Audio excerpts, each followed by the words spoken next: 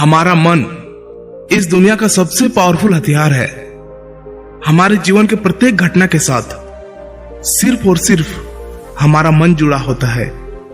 इस दुनिया में जितने भी ज्ञानी हुए, जितने भी सक्सेसफुल लोग बने, सिर्फ और सिर्फ अपने मन की शक्ति के कारण ही बने। लेकिन हम में से बहुत से लोग क्यों इन शक्तियों को समझ नहीं पाते हैं?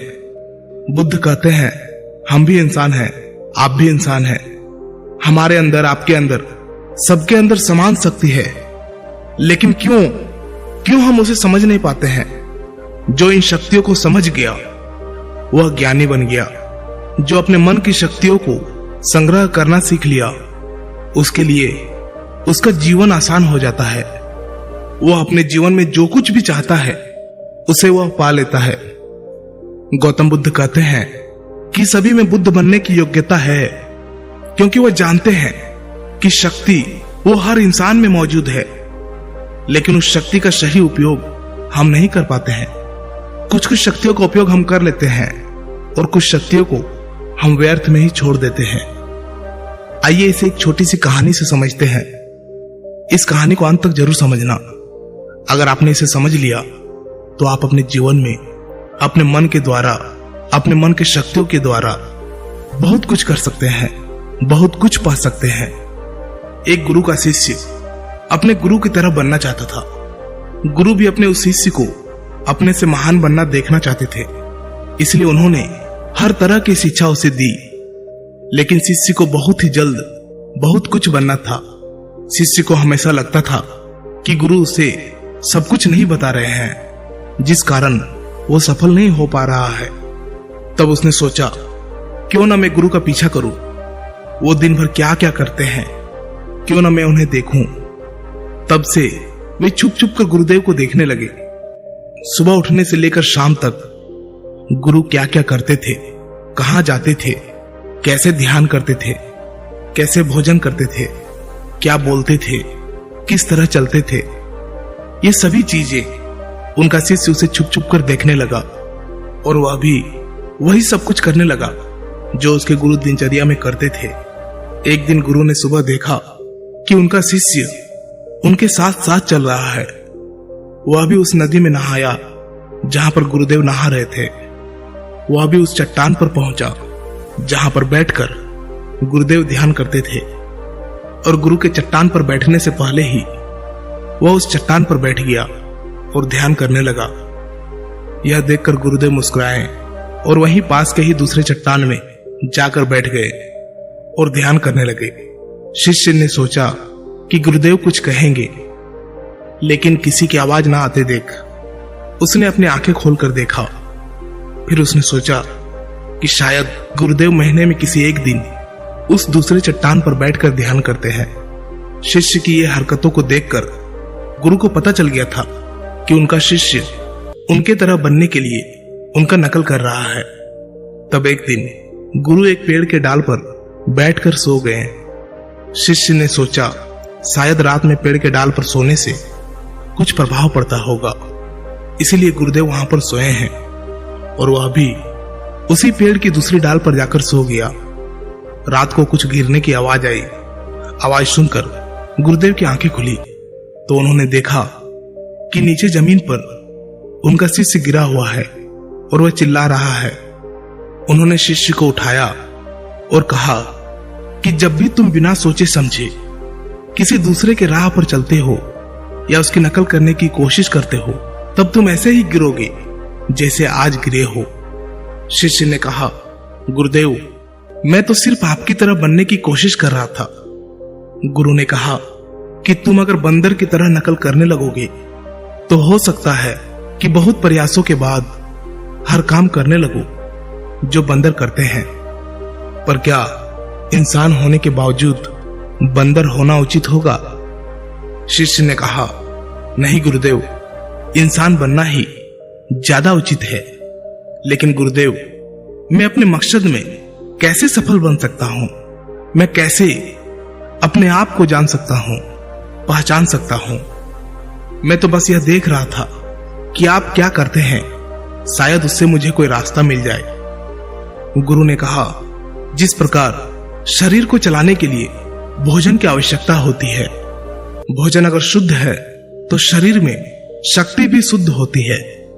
हमारा शरीर स्वस्थ रहता है, शक्तिशाली रहता है, बलवान रहता है। उस शरीर से जो भी कार्य करना चाहो तुम करवा सकते हो। लेकिन तुम खराब, सड़ा गला रखा हुआ बासी खाना खाओगे तो क्या होगा? शिष्य ने कहा, शरीर की शक्ति खत्म हो जाएगी, हमारा शरीर बीमार पड़ जाएगा। फिर गुरु ने कहा, इसी तरह हमारे पास मन की शक्ति होती है और इसमें इतनी शक्ति होती है कि कुछ भी पाया जा सकता है, कुछ भी बना जा सकता है, अपने आप को जाना जा सकता है, पहचाना जा सकता है, बुद्धत्व को प्राप्त किया जा सकता है। लेकिन मन की शक्तियों को नापा या तोला नहीं जा सकता है। शिष्य ने कहा, आप तो ज्ञानी हैं, ध्यानी हैं, इसलिए आपके पास मन की शक्तियां हैं जिनका उपयोग आप कर सकते हैं। लेकिन हम उपयोग करते हैं तो कुछ भी नहीं होता। गुरु ने कहा, शक्ति तो तुम्हारे पास भी है और उतनी ही है जितनी मेरे पास है या किसी और के पास है। तो गुरुदेव, फिर हम सभी लोग कामयाब क्यों नहीं होते?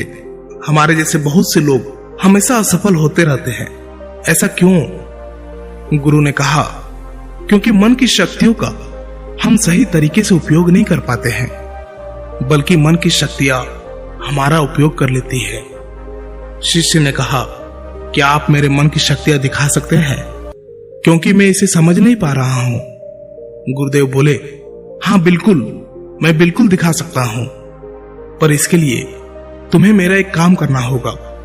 क्या तुम कर सकोगे? शिष्य ने कहा, हाँ अवश्य करूंगा। मुझे क्या करना है? गुरु ने कहा, ज्यादा कुछ नहीं करना है, बस इतना ही करना है कि जितने भी विचार तुम्हारे मन में आए उन विचारों को एक एक लकड़ी के समान समझना है और उन लकड़ियों को उठाकर उस झोपड़ी पर रखते जाना है। और ये तुम्हें पूरे 1 महीने के लिए करना होगा। ध्यान रहे, एक विचार के लिए एक लकड़ी का होना आवश्यक है। जैसे कोई भी विचार से कोई लकड़ी छूट न जाए। एक काम और करना, अपने उस विचारों को जो तुम्हें ज्ञान और ध्यान प्राप्त करने के लिए आए, उन विचारों की लकड़ियों को तुम्हें उन झोपड़ियों के बाहर रखना होगा। शिष्य ने कहा, जो आज्ञा गुरुदेव, आप जैसे कह रहे हैं मैं वैसा ही करूंगा। और शिष्य ने विचारों को देखना और उन विचारों से लकड़ियों को उठाकर झोपड़ी में रखना शुरू कर दिया। धीरे धीरे 1 महीना बीत गया और शिष्य पूरा 1 महीना बीतने के बाद शिष्य गुरु के पास गया और बोला, गुरुदेव 1 महीना हो चुका है, जैसा आपने कहा था मैंने बिल्कुल वैसा ही किया है। अब आप मुझे मेरे मन की शक्तियों को दिखाएं। गुरु शिष्य के साथ उस झोपड़ी पर पहुंचे। गुरु ने देखा कि पूरी झोपड़ी छोटी छोटी लकड़ियों से भर गई है, यहाँ तक कि कुछ लकड़ियां बाहर भी गिरी हुई है। गुरु ने कहा, वह लकड़ियां कहाँ हैं जो तुम्हारे ज्ञान और ध्यान के विचारों की है? शिष्य ने बाहर पड़ी कुछ लकड़ियों को लाकर गुरुदेव को दिया और बोला, यह वही लकड़ियां है। गुरु ने उस लकड़ियों को गिनने के लिए कहा। जब शिष्य ने ज्ञान और ध्यान की लकड़ियों को गिना तो वो 26 लकड़ियां पाया। गुरु ने कहा, बस तुम्हें एक काम और करना है, यह काम बहुत छोटा सा है, क्या तुम कर सकोगे? शिष्य ने कहा, जी गुरुदेव, आप जो कहेंगे मैं जरूर करूंगा, बताइए मुझे क्या करना है। गुरु बोले, ये जो लकड़ियां तुमने इकट्ठे किए हैं इसे एक साथ बांधकर उस नदी में फेंक कर आओ। गुरु की ये बात सुनकर शिष्य घबरा गया और बोला, गुरुदेव ये कैसे हो सकता है? इतने लकड़ियों का भार मैं कैसे उठा पाऊंगा? गुरु बोले, क्यों नहीं उठा पाओगे? जब इतने विचारों का भार तुम दिमाग में रखकर घूमते हो तो इन लकड़ियों को क्यों नहीं उठा सकते? शिष्य ने कहा, लेकिन गुरुदेव विचारों में तो वजन नहीं होता। गुरु बोले, विचारों में भी वजन होता है। देखो, तुम्हारे बेकार के विचारों के नीचे तुम्हारे मकसद के विचार, ध्यान और ज्ञान के विचार कितने हैं? तुमने अपने मन की सारी शक्तियां इन बेकार के विचारों में लगा दी है। जो झोपड़ी में भरी पड़ी है और केवल 26 लकड़ियों के साथ ही तुम ध्यान और ज्ञान को पाना चाहते हो। शिष्य ने कहा, आप ठीक कह रहे हैं गुरुदेव, पर मैं अब क्या करूं? गुरु ने कहा, तुम अभी अपने ज्ञान और ध्यान की ओर बढ़ना चाहते हो और यही तुम्हारा लक्ष्य है, तो इन बेकार के विचारों को नदी में बहा दो। शिष्य ने कहा, लेकिन गुरुदेव, इतनी सारी लकड़ियों को मैं सर पर नहीं उठा पाऊंगा। गुरु ने मुस्कुराते हुए कहा, तो एक एक करके इसे फेंक दो। 1 महीने में, 2 महीने में, जितना भी समय लगे लगाओ, लेकिन अपने सर से, अपने मन से इन बेकार के विचारों को फेंक डालो। याद रहे, एक विचार छूटने पर नदी में सिर्फ एक ही लकड़ी फेंकना है। शिष्य ने जिन लकड़ियों को 1 महीना में इकट्ठा कर लिया था, उसे फेंकने में 3 साल लग गए। एक विचार छोड़ने पर वह एक लकड़ी नदी में फेंक देता। अब उसके पास केवल 26 लकड़ियां ही बची थी, जो उसके ध्यान और ज्ञान की थी। उसके पूरे मन की शक्ति ध्यान और ज्ञान पर लगी हुई थी। कोई भी बेकार के विचार उसके मन में नहीं था। एक दिन ध्यान करते हुए वह उठा और गुरुदेव के पास गया और कहा, गुरुदेव, ऐसा लगता है कि मैं कहीं अटक गया हूं और मैं आगे नहीं जा पा रहा हूं। गुरु ने कहा, उन 26 लकड़ियों को छोड़ने का समय हो गया है, छोड़ दो उन्हें। शिष्य ने उन 26 लकड़ियों को छोड़ने में 1 साल लगा दिया और जब उसने आखिरी लकड़ी को नदी में डाला, तब वो वही नदी के किनारे बैठ गया और बैठा ही रहा। गुरु ने अपने शिष्य को नदी के किनारे ढूंढते हुए वहां पहुंचे। गुरु शिष्य को देखकर वह जान गए कि वह संपूर्ण शक्ति में खेल रहा है। शिष्य ने गुरु की ओर देखा और दोनों ही एक दूसरे की ओर देखते हुए बिना कुछ कहे वापस चले गए। हमें भी अपने जीवन में मन की शक्तियों का उपयोग करना सीखना चाहिए। अगर हमने ऐसा कर लिया तो हम जीवन में वो सभी असंभव काम, जो कुछ भी हम पाना चाहते हैं, हम उसे पा सकते हैं। हमारी शक्ति हजारों लाखों विचारों के रूप में हमारे मन में बिखरी पड़ी है। इसमें कुछ अच्छे विचार भी है, कुछ बुरे विचार भी है। बस हमें अपने अच्छे विचारों को पकड़ना है। अगर हम अच्छे विचारों को नहीं पकड़ेंगे तो बुरे विचार तुरंत ही हमारे पर असर डालने लगेगा और हम नकारात्मकता की ओर, नेगेटिव एनवायरनमेंट की ओर बढ़ते चले जाएंगे। इसलिए भगवान बुद्ध बोलते हैं कि जब भी आपके मन में अच्छे विचार आए, उसे तुरंत पकड़े, उन विचारों पर तुरंत काम करना प्रारंभ कर दे। मन की शक्तियों का उपयोग करना बहुत ही सरल है। बस आपको उतना ही करना है जो आपको सबसे ज्यादा सटीक लगे।